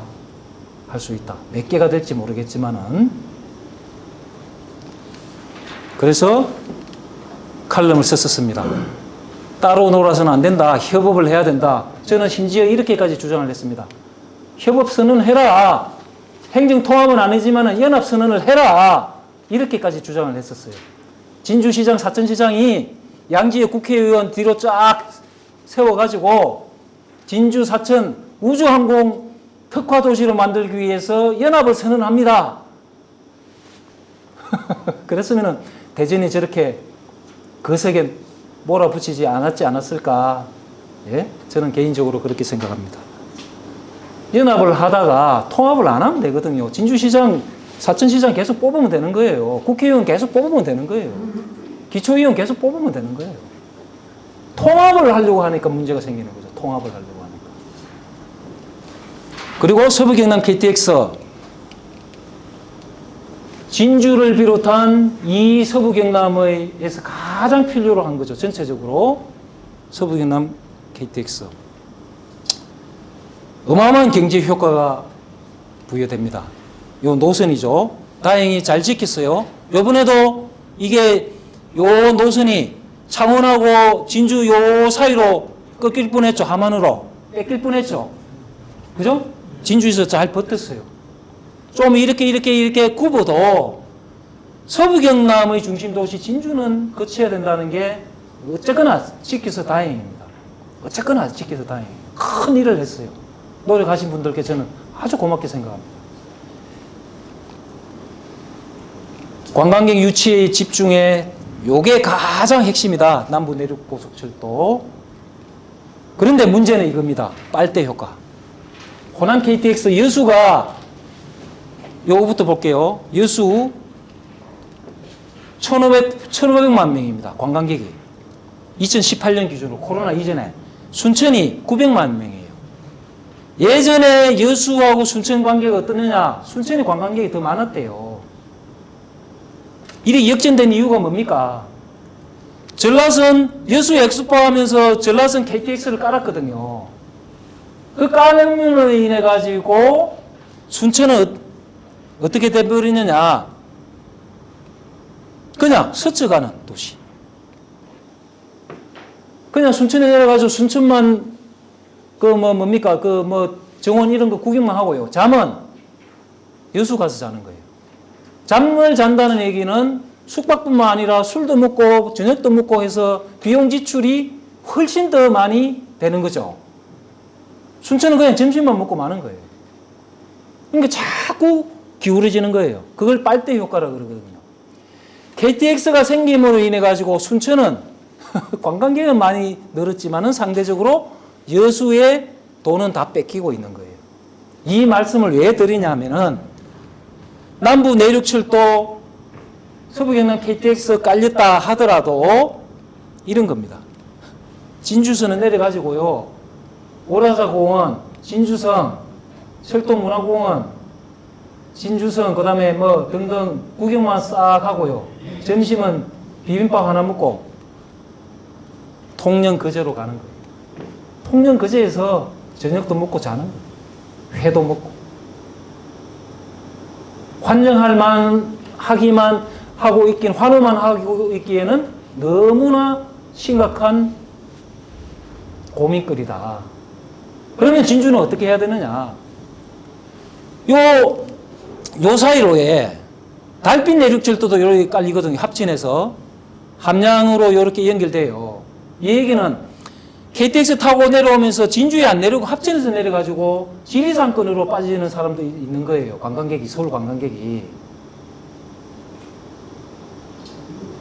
진주는 마냥 좋아라고만 할 수 있을 상황이 아닌 거예요. 그럼 진주는 어떻게 해야 됩니까? 이거예요. 여기 있죠. 달빛 내륙철도. 홍준표 시장하고 뭐 대구시장하고 뭐 이래 해가지고 진행이 잘 되고 있죠. 여기는. 2조 원을 더 달라고 해도 한번 검토해볼게 이러고 있는 거예요. 남부 내륙철도는 돈이 더 많이 늘어나서 막 다시 검토해봐야 되겠다 하고 있고요. 여수 순천 간의 관계처럼 안 되려면 어떻게 해야 되느냐. 요거부터 말씀드립니다. 오해가 없기 위해서요. 진주 눈에 띌 정도죠. 아주 진주시가지 많이 잘 바뀌고 있죠. 바뀌고 있죠. 환경 인프라 얼마나 좋아졌습니까?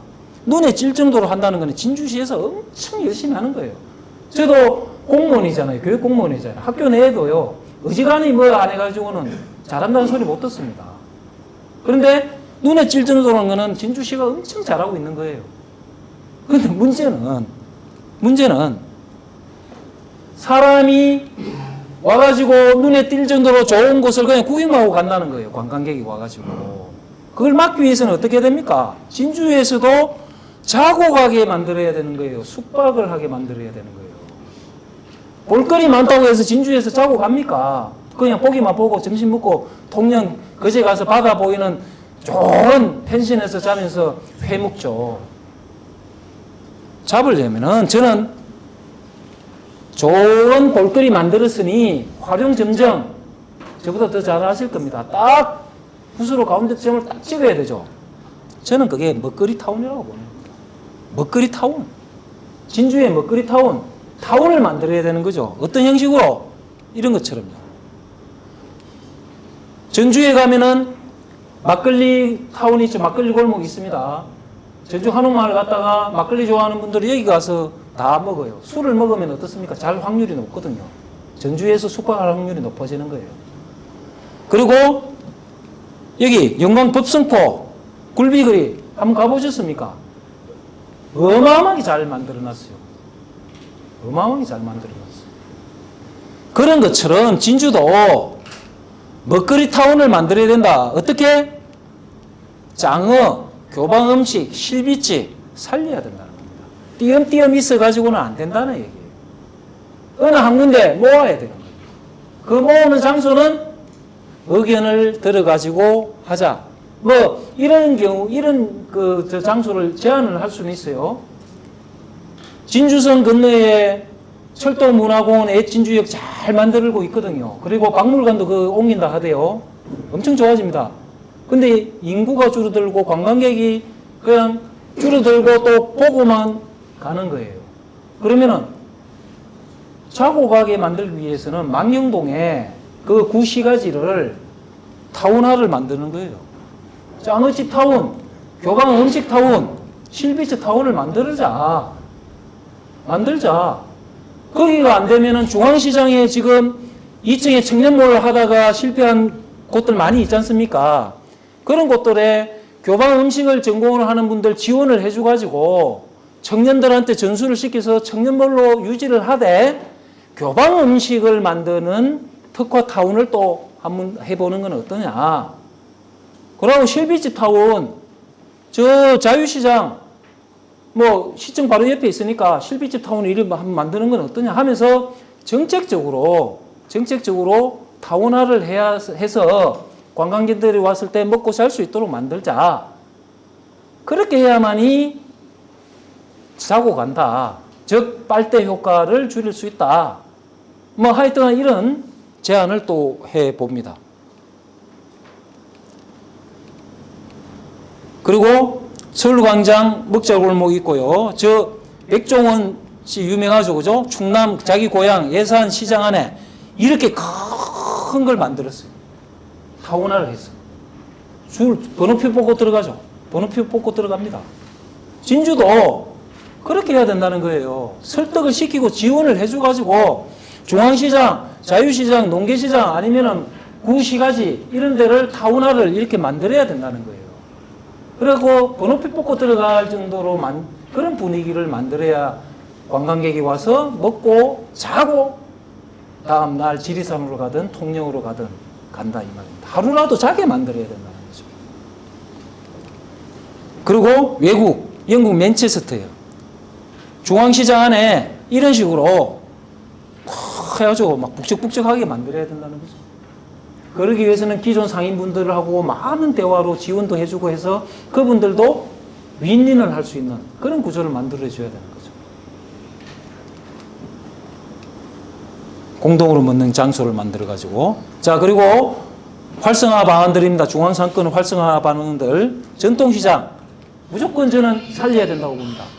이 살리는 게 활성화가 아니고요. 유지시켜줘야 됩니다.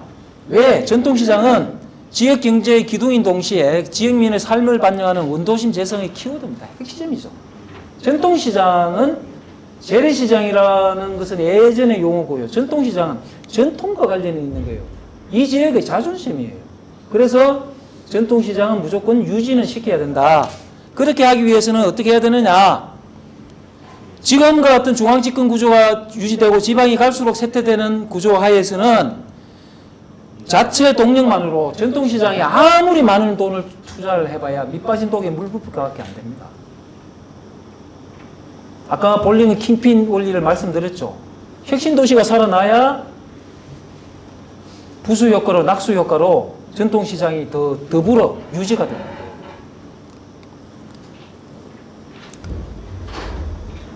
그렇게 하기 위해서는 개념이 바꿔야 된다. 활성화라는 표현을 쓰지 말자. 전통시장은 우리 유지하자. 유지하기 위해서는 우리가 어떻게 해야 되느냐. 자체 동력만으로는 한계가 있지 않느냐. 그러면서 자체적으로 자, 공공기관 이전을 통해서 외부 유입 인구를 늘리는 것이 가장 급선무다. 그리고 자체적으로 어떻게 해야 할 거냐 해서 제가 진주시의회에 가가지고도 발표를 했었습니다. 그때 같이 찍은 사진이에요. 진주시 상권 활성화를 위한 연구회가 다행히 만들어졌더라고요. 지금도 같이 소통을 많이 하고 있거든요. 그리고 요 위에서 찍은 중앙상권의 이고요. 그리고 그때 이렇게 발전시키자고 제가 제안했던 거예요. 한때 정부 재정지에서 80억 따올 때 초창기에 제가 이제 그 외부 전문위원으로 들어가서 요렇게 그림을 그려가지고 정부에 대가지고 유치를 했었죠. 그런데 가보니까 그때 하고자 했던 것들은 많이 제외가 됐더라고요.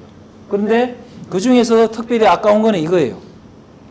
천왕식당하고 제일식당 그리 짐작이 되시죠, 그죠? 그 사이를 문화예술공간으로 바꾸자고 제가 제안을 했었어요. 그게 반영이 아직 안 되고 있더라고요. 뭐 여러 가지 사정이 있겠죠. 그걸 한번 추진해보자 이런 식으로. 베를린의 이런 전통시장 낀 골목을 이렇게 변화를 시켰어요. 문화예술거리로. 버려진 동베를린 건물을 아티스트에게, 그러니까 이 지역 문화예술인들에게 무상으로 제공하고 생계를 지원해 주는 거예요.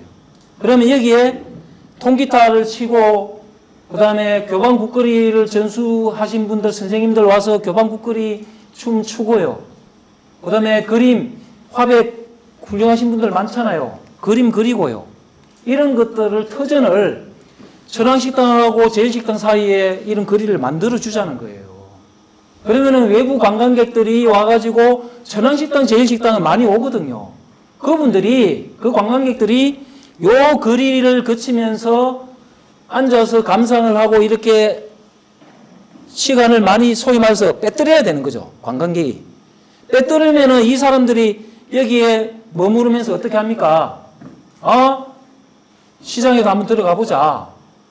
그러면 물건 하나라도 더 사는 거예요. 왜 우리 물건이 안 팔리냐가 아니고 이런 인프라를 자꾸 구축을 해야 된다는 거죠. 요거는 작은 볼링의 킹핀인 거죠. 작은 킹핀. 작은 핀. 중간 핀 정도 되겠네요.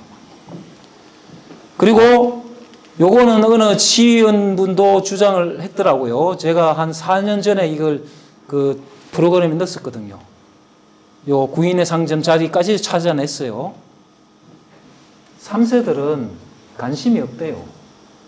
그냥 우리만 이 지역 출신 성공한 재벌 이러는데 요 LG, GS 3세들은 모른대요. 그러니까 돈을 안 준대요. 투자를 해야 될 자기 가문들을 이렇게 우리가 띄워주는 건데도 그런 관념 자체가 없대요. 그러면은 자체 돈으로라도 이 거리를 특성화 시켜야 되는 거죠. 그리고 저는 진주시청에 있는 지역경제과 있잖아요. 전통시장 관련되는 공무원들 싹 전통시장 2층으로 중앙시장 2층에 텅 비어 있는 곳으로 사무실 옮기면 좋겠어요. 저쪽에 종합운동장에 체육 담당 공무원들은 옮겨 있잖아요. 옮기면 좋겠어요. 예. 예. 이건 제 개인적인 의견입니다. 그리고 CFS 터미널 자리 이런 융복합 건물 들어서면 좋겠어요. KBS 지금 어렵잖아요. MBC 어렵잖아요. 이런 방송국들 요 유치를 하고요. 그 다음에 뭡니까? 게스트하우스, 멋있는 청소년들 찾아올 수 있는 게스트하우스, 그 다음에 문화시설, 그리고 또 뭡니까? 그 노인 요양병원, 그런 개념이 있잖아요. 요양기관. 그런 걸로 잘 지어 놓으면은, CFS 터미널 떠나면은 사람들이 안 온다 해가지고 걱정을 하잖아요. 이런 걸로 바꾸면은 사람들 더 올 것 같은데요. 예. 더 올 것 같은데요. 방송국을 왜 이전해야 된다고 저는 유치를 해야 된다고 생각하면 방송국에서 문화 프로그램을 많이 하거든요. 그럼 사람들이 모이잖아요. 그러면 그 모인 분들이 점심을 어디 가서 먹습니까? 중앙시장, 용계시장 가서 먹을 거 아닙니까? 그럼 물건 하나라도 더 사가겠죠. 장을 더 박아가겠죠. 그렇게 하려면은 CFS 터미널 자리에 뭔가 대책이 서야 된다는 겁니다. CFS 터미널만 고수해가지고는 언제까지 버틸 수 있겠느냐 이 말이죠. 자, 그리고 중앙지하도 상가도 마찬가지입니다. 즉, 더 활용을 해야 돼요. 그러니까 청소년들이 가서 활용할 수 있는 방송국도 만들어였고, 저는 그걸 주장해요.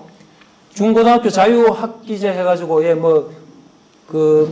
문화공예품 만들고 그런 그 실습 프로그램 있잖아요. 그걸 청년 CEO들 지하 상가에 딱 배정을 해놓고, 여기 와서 교육을 받으면 진주시에서 그 교육비를 학교에 지원해 주겠다. 이런 정책을 한번 펼쳐보는 건 어떤가 싶어요. 그러면 학생들이 일단 오잖아요. 오면은 지하상가에서 물건을 하나 더 사고 또 어디로 연결되느냐 요거 하고요. 중앙시장, 용계시장을 끼는 그 주변에 CFS 정류장 한 두세 개 정도는 이렇게 미술관 형태로 만들자는 거예요. CFS 정류장을 미술관 형태로 만들자는 거예요.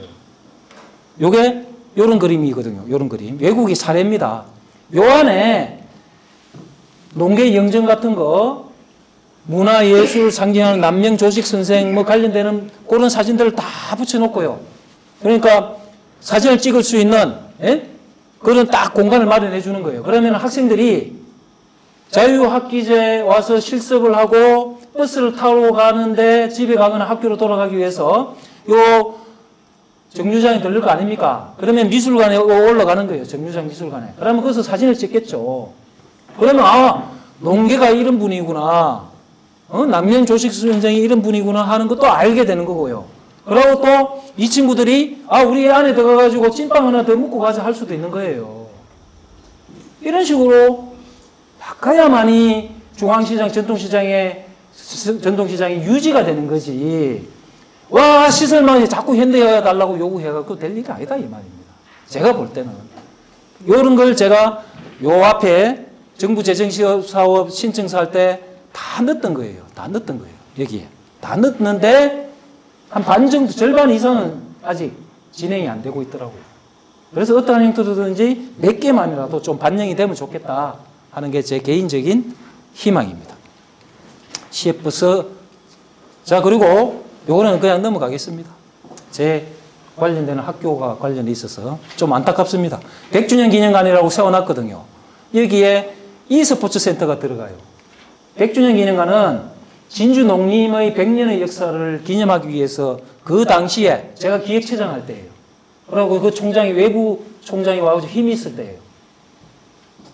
지금 현재 경남 부지사가 그 당시에 기획재정부 그 교육 담당 예산과장이었어요. 얼마나 환경이 좋습니까?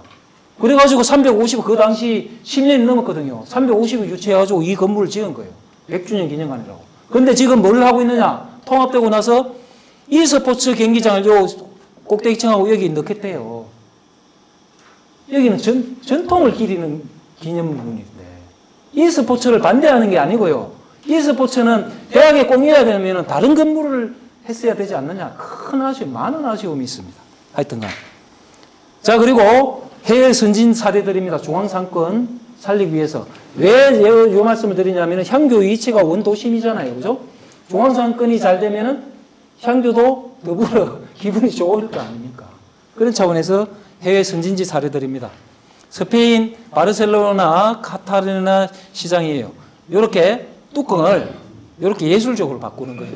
중앙시장, 농계시장 뚜껑도 이렇게 예술적으로 돈을 더 들여서 좀 늦더라도 지금 중앙시장은 늦지 않았어요.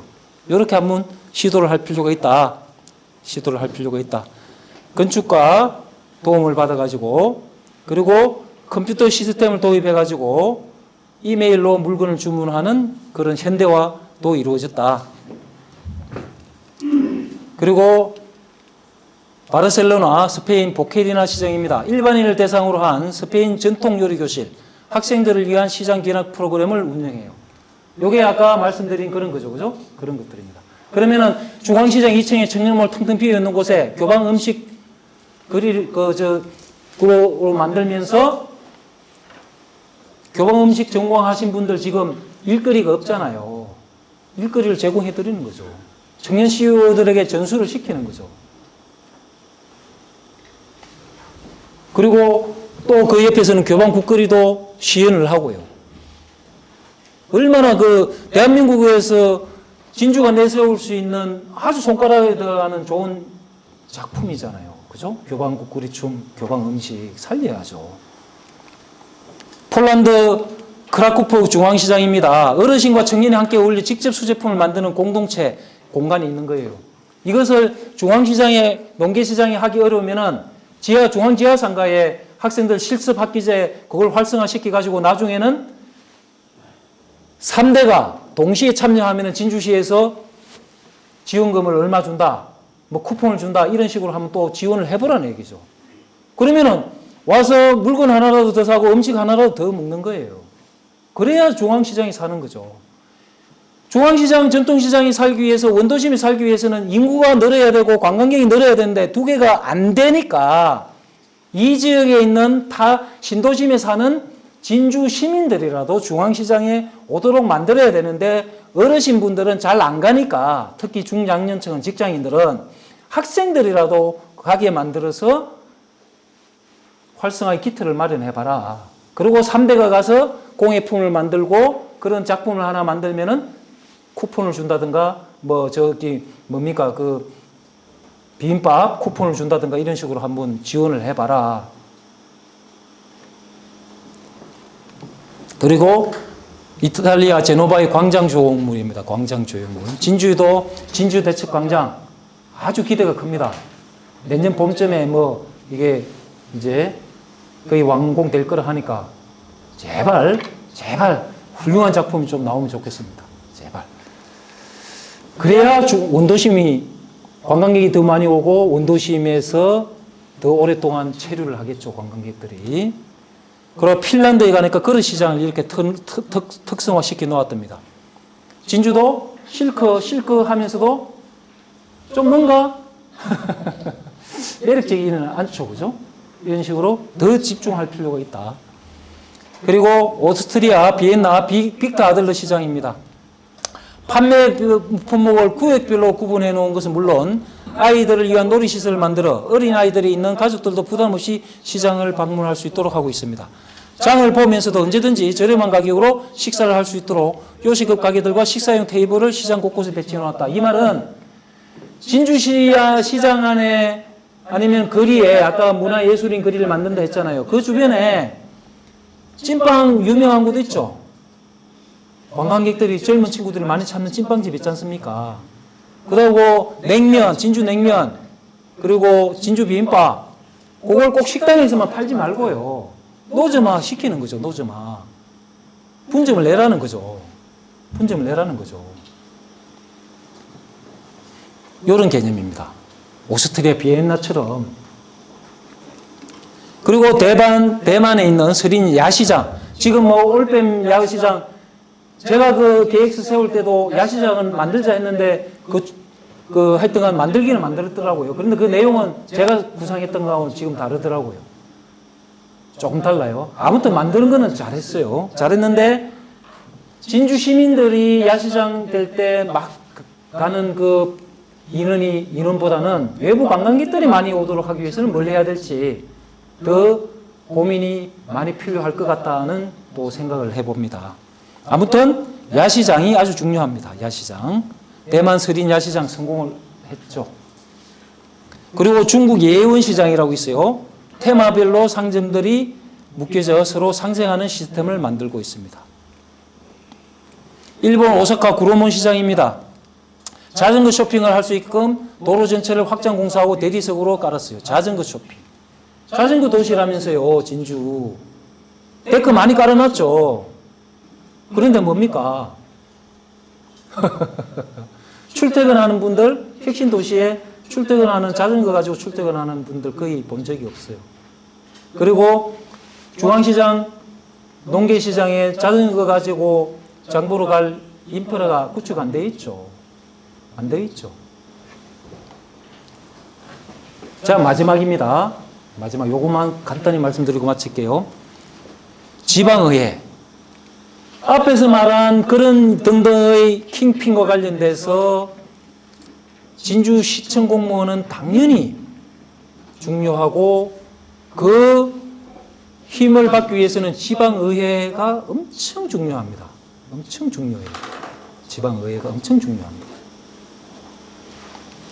다행히 지방의회가 잘 될 수 있도록 이렇게 바뀌었어요.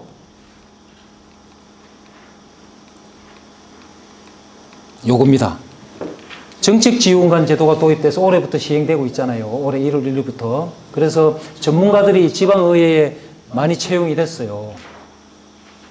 쉽게 말해서 비서 역할을 하는 거죠. 그런데 비서는 아닙니다. 개인 수행 비서 하면은 법에 어긋나요. 이 사람들이 의원 발의한 초안도 작성해주고 시정 질문에 필요한 자료도 수집 분석 제공을 해주는 역할을 하는 거예요. 그래서 제가 알기로는 요번 기 지방의원들의 조례 발의안이 엄청 많이 늘어난 걸로 알고 있어요. 조례는 진주시청 공무원이 만들어가지고 지방의원에게 부탁해서 해달라 이렇게 하는 경우도 있고 진주시에서 바로 이렇게 하는 경우도 있잖아요. 아무튼 진주 지방의회를 거쳐서 여기 있습니다. 앞으로 좀 가겠습니다. 이 조례는 지방의결 그러니까 진주시의회를 거쳐서 진주시장이 공포해야만이 효력이 발생하는 게 조례지 않습니까? 그러니까 이 조례가 제대로 되려면은 지방의원의 역할이 엄청 중요하다는 거예요. 근데 예전에는 시공무원들이 만들어주고 그냥 지방의회만 형식적으로 거치는 그런 구조였다는 말이죠. 그러니까 어떻게 보면은 진짜 긁어야 될 부분들을 제대로 못 긁고 가는 부분이 많았었는데 다행히 정책지원관 제도가 도입된 이후에 구체적인 내용은 말씀드리기 하지만은 지방의원이 직접 조례를 발의하는 건수가 많이 늘었다. 이것만 봐도 정책지원관 제도는 성공했다. 그러면은 여러분들께 부탁을 드리고자 하는 것은 이것도 임기가 있어가지고 주기적으로 채용을 하는 모양입니다. 그때 주변에 좋은 훌륭한 그 가족이나 친척이 있으면은 어쨌거나 추천을 해가지고 좋은 분들이 정책지원관으로 들어가도록 해야 된다. 지방의회 의원들은 4년마다 하는 선출직이잖아요. 선출직이고 선출직은 또 그 선거의 경향상 또 어떤 분이 들어갈지도 모르는 거예요. 그러면 제대로 된 지방의회의 역할을 할 수 있게 하기 위한 킹핀은 뭐냐? 우수한 정책지원관이 자꾸 들어가도록 만들어야 된다. 그래서 자꾸 떠먹여 줘야 된다. 그러면은 실력이 늘 거고 지방의원들도 선순환이 될 거다 이 말이죠. 그러면은 지방의원 참 이제 해볼 만해. 진짜 그러고 실력이 있어야만 들어가야 될 곳이구나. 예? 이런 분위기가 되면은 자연스럽게 지역 발전으로 이어질 수밖에 없다. 이것 또한 선순환 구조입니다. 그런 차원에서 오늘 마지막으로 정책 지원관의 역할, 지방의회가 중요한데 지방의회가 잘 되기 위해서는 정책 지원관이 중요하다는 말씀을 드리고 마지막입니다.